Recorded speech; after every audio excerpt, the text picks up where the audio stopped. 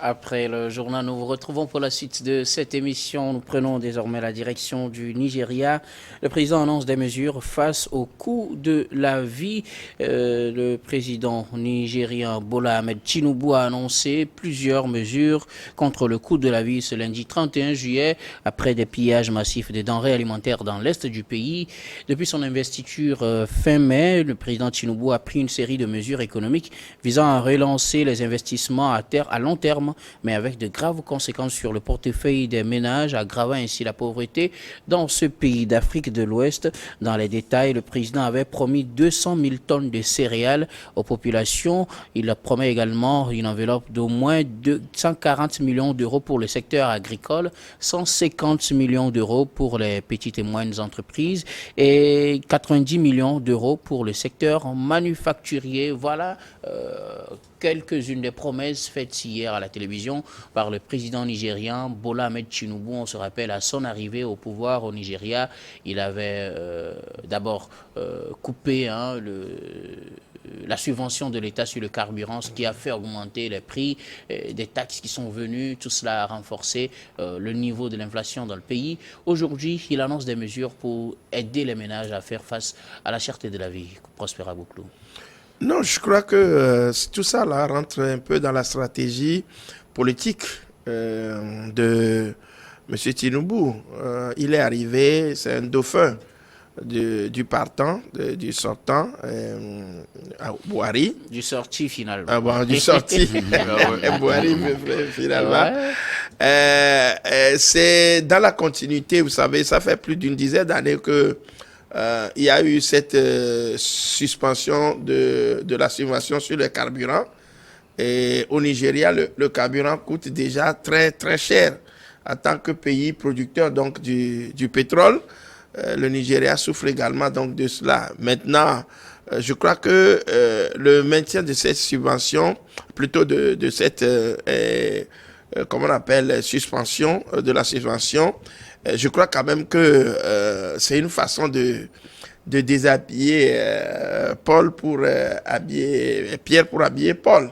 Le flux d'argent récolté sur la subvention va servir à subventionner d'autres structures telles que vous venez de le dire. Ouais. Donc, les économistes disent souvent qu'il faut creuser quelque part pour combler le vide ailleurs. C'est ça. Donc, je crois quand même que pour Tinubu, le Nigeria est un pays quand même, quoique riche en pétrole, quoique riche en hommes d'affaires, est un pays quand même qui souffre également donc de la pauvreté. La majeure partie de la population, surtout avec cette question de Boko Haram fabriqué de toutes pièces, où le nord du Nigeria est attaqué par Boko Haram. Il faut donc investir dans l'accompagnement militaire, tout ça là. Donc, ce qui a fait que pour l'instant, le Nigeria, c'est un géant, mais pratiquement au pied d'argile, il faut le dire. Donc, Tinubu est arrivé. Il va falloir donc insuffler une nouvelle dynamique économique donc au Nigeria. Il va falloir donc prendre des mesures qui s'imposent pour pouvoir trouver de l'argent et financer donc ces projets-là. Donc, aujourd'hui, je crois que le plus difficile, c'est permettre à la population de manger à sa faim et de pouvoir satisfaire ses besoins primaires. Maintenant, si pour un président qui arrive nouvellement, qui a été un gouverneur donc dans l'état de Lagos, qui a amassé quand même des fortunes lui-même, sortir donc de l'argent financé. On m'a dit souvent, quand vous consultez les archives, on a souvent dit qu'il a réussi dans les affaires en tant que gouverneur de Lagos. Donc, il avait une politique qui lui a permis donc d'instaurer donc comme on appelle la floraison au niveau donc de l'état de Lagos. Donc ça peut lui permettre aujourd'hui en tant que président de la fédération de conduire donc la même politique pour arriver à sa fin. Donc ce qui est dommage, c'est que un pays africain qui produit du pétrole et qui maintenant est obligé de saigner, de faire saigner sa population pour trouver de l'argent et pouvoir financer donc d'autres projets. Ça, c'est dommage. Donc, l'Afrique doit vraiment se réveiller, regarder un tout petit peu, comment on appelle, la faisabilité, adapter la situation à nos conditions de vie. Et là, je crois quand même que on a des experts pour ça. Il y a des hommes intelligents en Afrique pour pouvoir aider. Et ce n'est pas donc ces mesures restrictives qui punissent d'autres personnes avant donc de pouvoir trouver de l'argent et investir donc dans d'autres domaines. En tout cas, c'est votre vision de la chose, Bola Ahmed Tinubu, face à ces cas qui a eu lieu dans l'est du Nigeria où des gens sont allés, je dirais, voler des stocks alimentaires. Oui. Le président, dans la soirée, a annoncé un certain nombre de mesures. Je viens de citer quelques-unes de ces mesures-là pour pouvoir permettre aux citoyens nigérians de faire face au coût de la vie. Oui, ce qui est premièrement à noter là-bas, c'est que le président a eu à étudier sa population, a eu à étudier la situation et décide de certaines mesures. C'est à apprécier.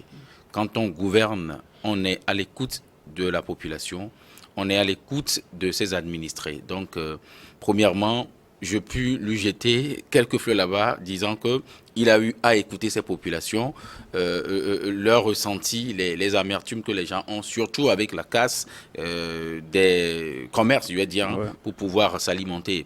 Le Nigeria étant une puissance, une très grande puissance dans la sous-région, est aussi un pays avec de la pauvreté qui est un peu cachée, parce que ce n'est pas ce qui se fait montrer à l'extérieur. Quand on parle du Nigeria, on a l'intention en même temps du pétrole, on a l'intention de grands buildings, mais il y a aussi de la misère qui se passe là-bas. Donc si le président, premièrement, quand il est arrivé, c'est la suspension de la subvention sur le pétrole, disons les carburants, moi-même, ça m'a tiqué un peu. Je me suis dit, tu arrives en même temps et c'est cette mesure que tu vas prendre. Et c'est après j'ai compris que cette subvention irait à d'autres choses.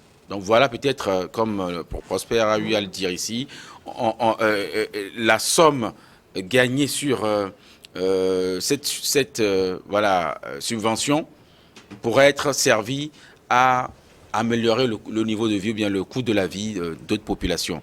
Donc si le président nigérian, prend ces mesures, moi je ne peux qu'apprécier. On a eu aussi à prendre des mesures ici au pays, avec le fameux Novici et d'autres mesures aussi. Si cela pourrait revenir encore pour emboîter le pas du Nigeria, il faut quand même copier ce qui est bon ailleurs. Donc la vie aussi est dure ici. On n'a pas coupé la subvention. Non, on n'a pas coupé. Mais bon, c'est juste pour dire que on attend aussi pour que ça vienne chez nous, parce que le coût de la vie est tellement, ça commence à être élevé. Surtout avec la guerre en Ukraine, on se dira que pourquoi l'Afrique elle-même ne se prend pas en charge, ça c'est un autre débat, mais avec la guerre en Ukraine, ça a impacté pratiquement tout le monde entier, au côté céréalier et puis au côté, le gaz, etc. Ça fait que la vie est tellement dure, et donc si le président nigérian Tinubu prend ces mesures, on ne peut qu'apprécier, mais ça ne doit pas être après qu'il y a eu des casses, qu'il y a eu des vols pour se nourrir, qu'il prendrait ces mesures, que cela vienne régulièrement. Je pense que c'est un nouveau président qui est dans la continuité de l'ancien, donc que ces actions continuent toujours pas à être menées et que d'autres pays puissent emboîter le pas. Suivez mon regard, je parle de notre pays. En tout cas, c'est votre regard que les gens vont suivre finalement. Moi, je suis plutôt le regard de Germain Pouli. Que dit votre regard sur cette annonce faite par le président nigérien Bola Ahmed Tinubu? Ces 2 ans, ces 2 mois de mesures de suspension de la subvention sur le carburant, oui. Avec toutes ses conséquences. Et 2 mois après, le président revient et il annonce des mesures. Est-ce que c'est déjà suffisant? Que dites-vous d'abord de ces mesures? Non, 2 mois, c'est suffisant pour pouvoir investir 2 mois, comme il avait dit? C'est peu pour le juger, mais les débuts sont rassurants et à la fois inquiétants. Comme l'a dit Donatien, la première mesure, c'est supprimer les subventions sur le carburant, ce qui fait que les prix ont été multipliés par 4 pratiquement. Et donc, quand le carburant coûte cher, le transport coûte cher et tous les autres produits aussi suivent. Donc, ça veut dire que la vie devient de plus en plus chère. Et ça avait commencé aussi avec la dévaluation du Naira aussi. Le Ghana, le Nigeria vivaient plus ou moins les mêmes situations. Donc, il a hérité d'un pays en difficulté. Donc il a la charge aujourd'hui de faire remonter la pente et il est réaliste, il a besoin d'argent, il faut couper ce que l'État donnait comme argent sur le produit pétrolier et faire des économies. Mais là, il est obligé de les injecter parce que il y a eu donc ce vol-là en masse. Donc ce pillage dans des produits alimentaires, des céréales et autres à l'est du pays. Et c'est un signal fort parce que s'il n'agit pas dans d'autres États, on peut suivre aussi. Et c'est tout le pays qui va être vandalisé. Et c'est déjà un mauvais signe. Les gens ne volent pas parce qu'ils sont des bandits, ils veulent voler, mais ils volent parce qu'ils veulent manger. Ils ont faim, et donc c'est un signal assez clair. Et il fallait qu'ils réagissent dans l'urgence, même si toutes les mesures qu'il annonce, à mon avis, ne sont pas très suffisantes pour améliorer la situation. Il y a quand même des signaux prometteurs qu'il lance, déjà le soutien à l'agriculture, parce que malheureusement, nos pays africains, nous avons pratiquement 60% des terres cultivables dans le monde, mais nous dépendons toujours des autres pour manger. Le Nigeria, c'est plus de 250 millions d'habitants pratiquement. Les gens peuvent cultiver pour se nourrir déjà. Et là, on a vu cette guerre-là en Ukraine arriver et on se rend compte qu'on a du mal pour manger du pain. Les pains deviennent chers et on a du mal aussi sur les céréales. Et puis, donc, c'est assez inquiétant. Donc, ils ciblent l'agriculture. Ils ciblent les petites et moyennes entreprises aussi avec des subventions. C'est une bonne chose.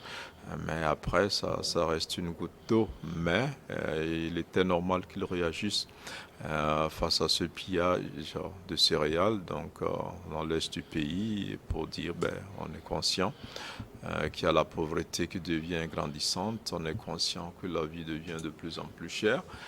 Et on ne prend pas ces mesures-là parce qu'on le souhaite, mais on va réinjecter une bonne partie de cet argent-là pour relancer l'économie du Nigeria. Donc, c'est un peu rassurant, mais je pense que ça reste néanmoins un travail titanesque. On a vu un peu le parallèle avec le Ghana qui a dû recourir finalement aux institutions de Bretton Woods qu'il avait boycotté ces 3 dernières années. Et donc, je pense que le Nigeria va s'en sortir, mais plusieurs solutions. C'est vrai qu'on dit généralement le Nigeria produit du pétrole, mais dans le fait, le Nigeria ne raffine pas le pétrole. Ouais. Et c'est dernièrement que Dangote a installé l'usine de raffinage donc, de pétrole qui fera que, on peut dire aujourd'hui qu'il y a une compagnie nigériane qui va produire le pétrole qu'on peut directement utiliser dans nos engins et autres. Et donc, je pense qu'il faut multiplier ce genre d'initiatives. Il y a assez de milliardaires au Nigeria et ils devraient s'investir aujourd'hui que le carburant coûte 4 fois plus cher dans le raffinage du pétrole et puis dans l'agriculture pour accompagner ce gouvernement qui, il faut le dire aussi, a énormément contribué à l'émergence de ces milliardaires-là dans ce pays. Donc, à partir du moment où un État a fait de vous des capitaines d'industrie, a fait de vous des hommes les plus riches du continent, pas seulement du pays, donc il faut aujourd'hui que vous puissiez agir dans ce secteur-là où l'État a besoin du privé, parce qu'aujourd'hui les États, pour s'en sortir, tablent beaucoup plus sur les partenariats public-privé. Donc aujourd'hui nous avons quand même de grands capitaines d'industrie au Nigeria qui, j'espère que le président pourra les convaincre et les amener progressivement à accompagner sa politique de redressement économique. Alors, vous parliez tout à l'heure de cette raison qui a poussé les gens à aller faire ces pillages. Ce n'est pas parce qu'on est bandit, mais parce qu'on a besoin de manger. Est-ce à dire que les mesures prises par Bola Ahmed Tinubu, il y a cela 2 mois, étaient des mesures extrêmes? Oui, c'est extrême en fait. Quand vous êtes obligé d'acheter le pétrole à 4 fois son prix, mais c'est pas comme 50% d'augmentation ou 100%, on a vu au Ghana, les gens criaient. Mais là, c'est beaucoup plus que ça. Ce n'est pas 100%, c'est 400%. Et là, c'est fou. Et on voit un peu la tendance. Toutes les fois que le carburant augmente, tout devient cher. Le transport devient directement cher. Et tous les commerçants, soi-disant, paient cher le transport, augmentent tous les prix, même ceux qui n'utilisent même pas les transports pour... donc, tout change. Et donc, c'est normal que même l'herbe pour les chèvres. Voilà. Il faut transporter ça. Donc, je crois qu'il a pris une mauvaise décision parce qu'il aurait pu réduire, mais pas supprimer définitivement, parce que s'il a réduit, et ça s'apparente à une suppression des subventions, parce que payer 4 fois plus cher, c'est ce qu'on achetait, c'est quand même difficile. Et du coup, toutes les bourses sont atteintes, et donc ça agit donc sur la sécurité alimentaire. Et ces gens, ils ne sont pas allés braquer des gens pour prendre de l'argent, mais pour voler de la nourriture.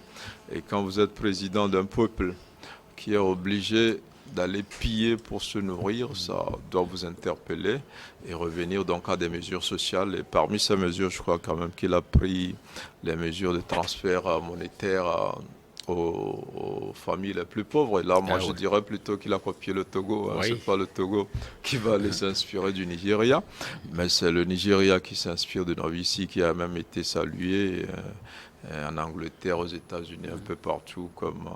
quand même une politique d'inclusion sociale. Et ce que Donatien demande, c'est qu'on le ramène encore.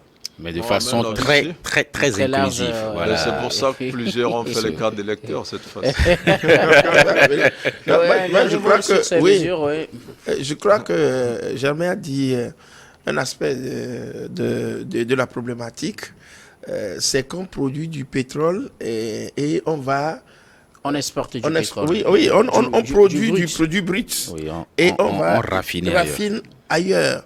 Ça, je crois quand même que les États africains doivent vraiment chercher leur indépendance économique à travers des dispositions telles que Dangote vient de la prendre.